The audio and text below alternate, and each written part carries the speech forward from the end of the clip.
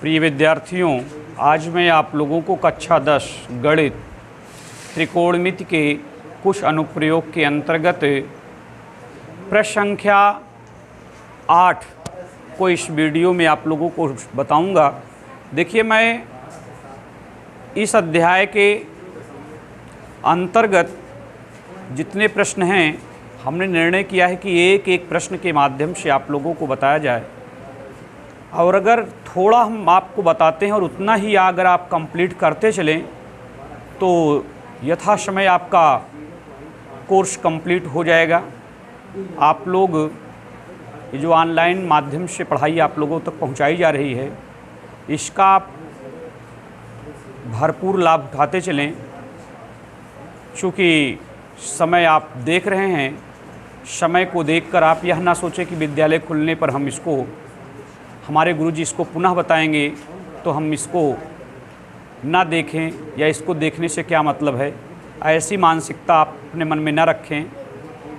तो आप लोग वीडियो को पूरा देखें, समझें और अभ्यास करें। आइए देखिए प्रश्न संख्या 8। एक पेडेस्टल के शिखर पर एक 1.6 मीटर ऊंची मूर्ति लगी है। भूमि के एक बिंदु से मूर्ति के शिखर का उन्नयन कोण 60 अंश है और उसी बिंदु से पेडेस्टल के शिखर का उन्नयन कोण 45 अंश है। पेडेस्टल की ऊंचाई ज्ञात कीजिए। तो देखिए, हमने आप लोगों को पूर्व में हर प्रश्नों में यह बताते चल रहे हैं कि त्रिकोणमिति के कुछ जो अनुप्रयोग के प्रश्न हैं, जिनको हम ऊंचाई दूरी के नाम से भी जानते हैं, इन प्रश्नों को हल करना बहुत ही आसान है यदि आप प्रश्न को कायदे से पढ़ें और प्रश्न पढ़ने के बाद पुनः उसको पढ़िए थोड़ा से रुक कर, और जितना आप पढ़ते चलें उतना आप चित्र बनाते चलें। और अगर यदि आपका चित्र सही बन गया तो आप प्रश्न को आसानी से हल कर लेंगे, इसमें कोई दो राय नहीं होगी। तो देखिए, जैसे हम पूर्व प्रश्नों को बताए हैं उसी तरह आप इसको भी समझिए।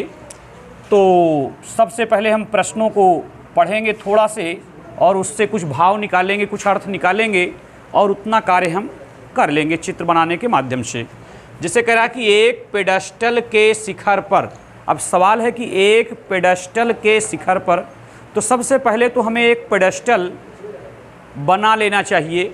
तो मान लीजिए हमने यह मान लिया कि ये हमारा एक, देखिए क्या है, पेडेस्टल। मान लीजिए कि ये हमारा एक पेडेस्टल है। अब इस पेडेस्टल का जो नामकरण हम करेंगे वो मान लीजिए हम AC के नाम से कर देते हैं।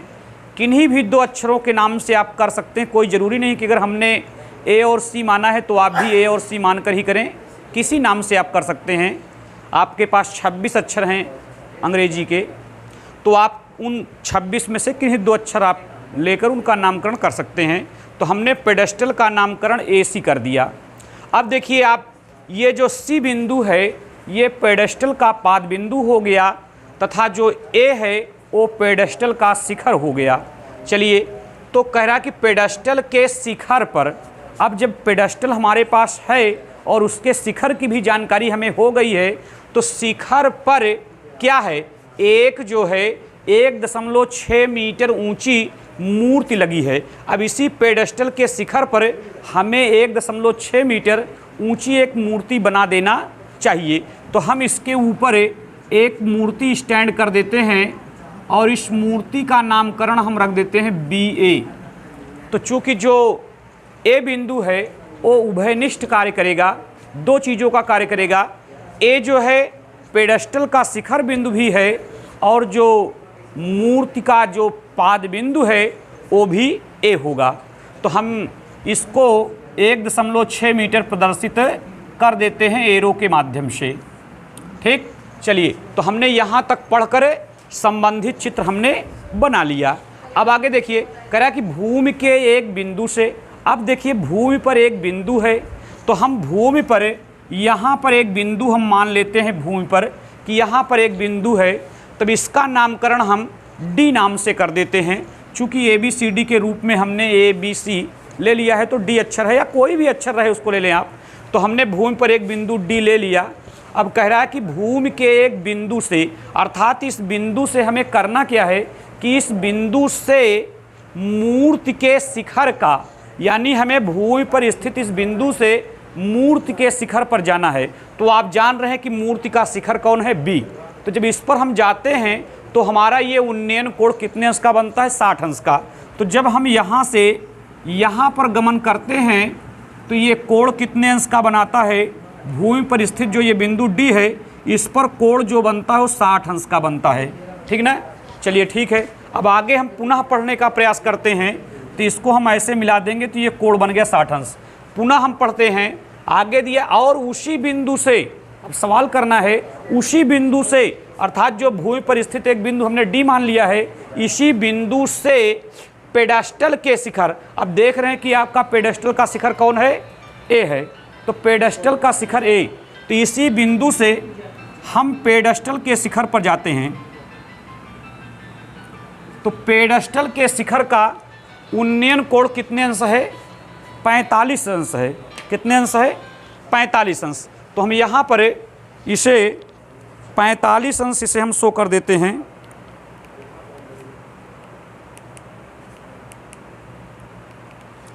तो यहाँ भूमि के इसी बिंदु से पेडस्टल के शिखर का, तो पेडस्टल के शिखर का उन्नयन कोण 45 अंश है, अर्थात इसको हम शो कर देते हैं 45 अंश।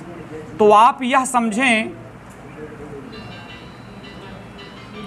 कि ये जो कोण बनेगा ये 60 अंश है और ये वाला इतना कोण 45 अंश है। तो हेलो, हाँ ये प्रणाम, स्कूल में ही, स्कूल में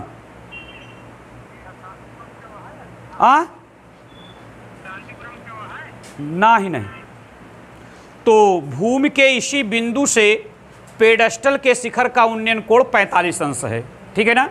तो इस प्रकार से ये जो प्रश्न का माने कथन था, उस कथन के आधार पर हमने चित्र का निर्माण कर लिया। अब हमें पेडस्टल की ऊंचाई ज्ञात करनी है। तो आप जान रहे हैं कि हमने प्रारंभ में पेडस्टल ही बनाया था, जिसका नामकरण हमने एसी के नाम से किया है। तो इसकी ऊंचाई हम एच मीटर मान लेते हैं। कितनी मीटर, एच मीटर हम इसकी ऊंचाई मान लेते हैं। तो हमने आप लोगों से ये बताया था कि ऊंचाई दूरी के प्रश्नों में सबसे पहले आप प्रश्न को पढ़ें, पूरा एक बार पढ़ लें।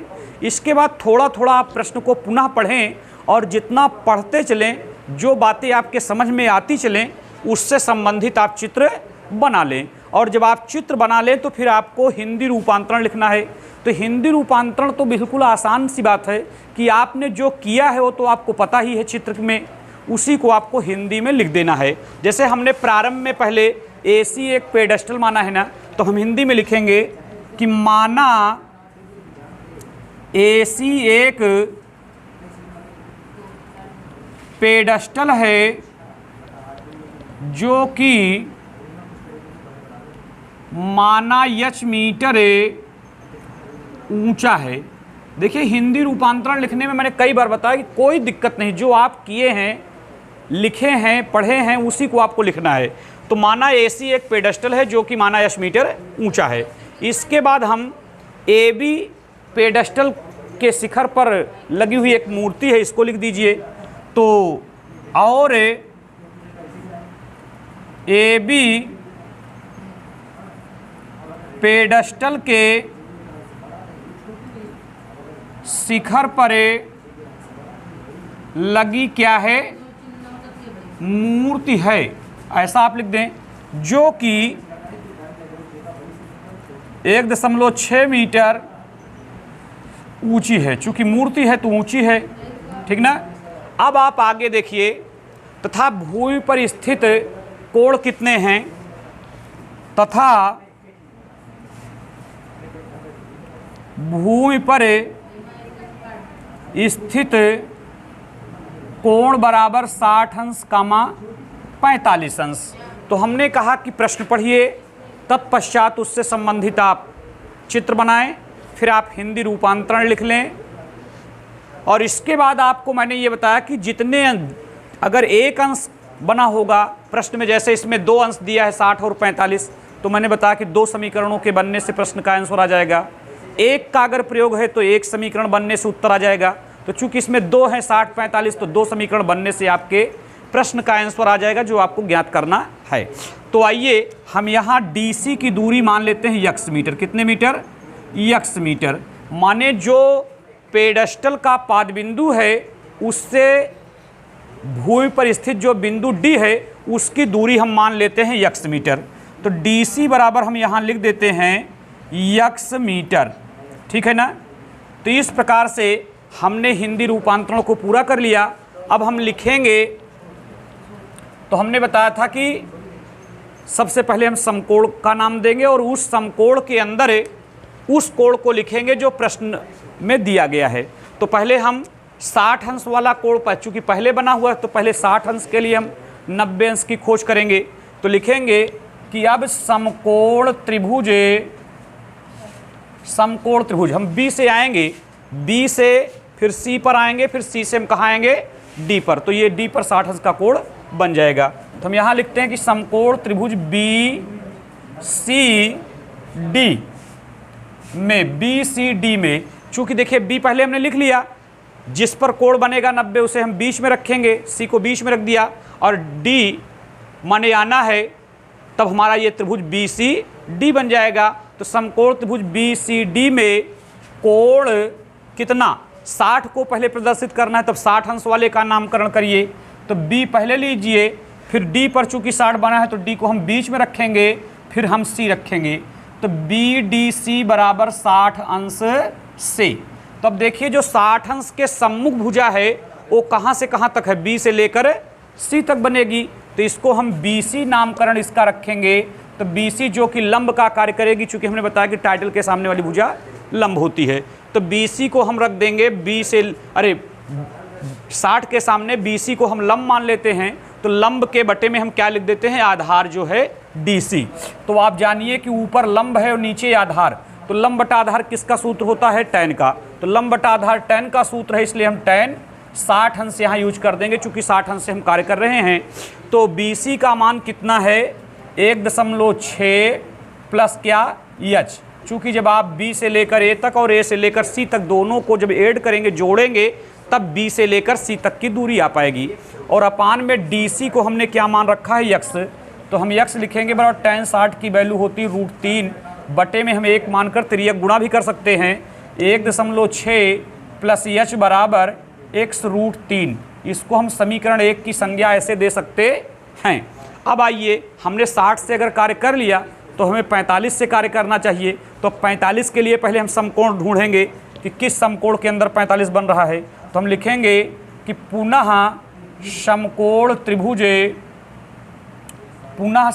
त्रिभुज क्या? ACD। चूँकि 45 के लिए केवल ये इतना भाग जा रहा है, तो हम ACD लेंगे। तो पुनः समकोण त्रिभुज ACD में कोण हम क्या लिखेंगे? पहले A ले लेंगे, इसके बाद D पर 45 बना है तो हम D लेंगे। तो AD, इसके बाद C बराबर 45 अंश से। तब आप आ जाइए कि 45 अंश, तो 45 अंश के सामने केवल AC लंब बनेगी। तो AC को हम लंब मान लेते हैं और बटा इसका आधार क्या बनेगा? DC। तो लंब बटा आधार tan का सूत्र होता है, तो tan 45 अंश, जिसमें आप AC देख रहे हैं कि h है और बटा DC आपका x है, बराबर tan 45 की वैल्यू 1, तो 1/1 तिर्यक गुणा करने पर x बराबर h आ जाएगा, या h बराबर x हो जाएगा, जो कि समीकरण 2 का कार्य करेगा। अब देखिए 2 समीकरण बन गए तो आपका आंसर आ जाना चाहिए ना। तो दोनों समीकरण को अगर हम हल कर लेंगे तो जिसका हमें मान ज्ञात करना है उसका मान आसानी से आ जाएगा। तो हम समीकरण 2 की वैल्यू को समीकरण 1 में रखेंगे। तो समीकरण 2 का मान समीकरण 1 में रखने पर, तो समीकरण 2 का मान समीकरण कितने में? 1 में रखने पर, समीकरण 1 में रखने पर। तो आप देख लीजिए कि आपका समीकरण 1 क्या बना है? 1.6 प्लस h बराबर आपका क्या है? x√3। तो 1.6 प्लस, चूँकि हमें h की वैल्यू जाननी है, निकालनी है, इसलिए हम h को h ही रखेंगे, बराबर यक्स के स्थान पर हम यच रख सकते हैं, तो यच और √3। अब हम करेंगे 1.6 बराबर यच को पक्षांतर कर देंगे, यच √3 माइनस यच हो जाएगा। तो 1.6 बराबर इनमें यच हम कॉमन ले लेंगे, तो ये √3 बचेगा और यहाँ -1 बचेगा। तो इस प्रकार से 1.6 बटे में ये बात आ जाएगी √3 - 1 बराबर क्या, यच। तो यच की वैल्यू हो गई 1.6 बटे में √3 - 1। अब आप लोग जानते हैं कि परिमेयकरण करने का तरीका आप लोगों को हम पहले ही बता चुके हैं पूर्व प्रश्नों में। तो 1.6 गुणते, जैसे ये √3 - 1 है तो हम √3 + 1 से ऊपर नीचे गुणा कर लेते हैं। तो जब √3 + 1 से ऊपर गुणा करेंगे और नीचे भी जब हम गुणा करेंगे तो आप यह जानें कि ये a - b पहले से है ही, और जब इसमें हम a + b से गुणा करेंगे तो ये a² - b² का कार्य करेगा। तो a² का मतलब कि √3 का स्क्वायर 3 आएगा और 1 का स्क्वायर 1 आएगा, तो 3 में से 1 घटाएंगे तो 2 आएगा। तो हम डायरेक्ट यहाँ नीचे 2 लिख देते हैं बराबर क्या, यच। इतना आप जानने का प्रयास करिए, समझिए। तो 2 से अगर इसको हम काटेंगे 1.6 को, तो ये 0.8 आ जाएगा। तो इसको हम लिख सकते हैं कि 0.8 ब्रैकेट्स में √3 + 1 क्या, मीटर बराबर क्या, यच। तो अर्थात जो हमने पेडेस्टल माना है उस पेडेस्टल की ऊंचाई इतने मीटर आ गई। तो हम यहाँ लिखते हैं कि अतः पेडेस्टल की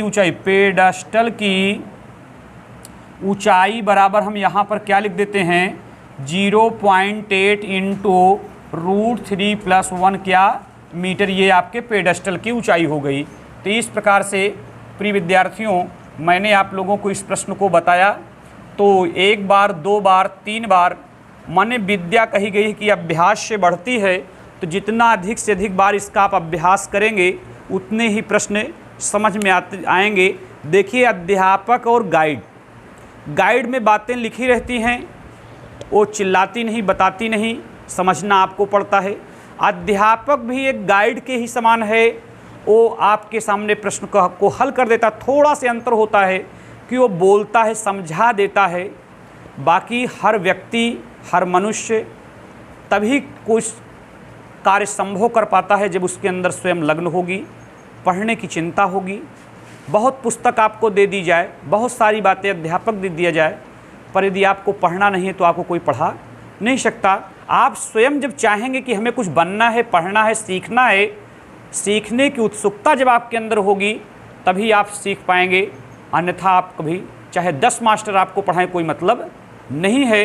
तो आप लोग स्वयं से प्रश्नों का अभ्यास करें, जो प्रश्न बता दिए गए उनका बार बार आप अभ्यास करें, लगन थोड़ा रखिए, तभी कुछ आगे संभव हो पाएगा। तो आज की वीडियो में बस इतना ही, आगे हम लोग कल देखेंगे।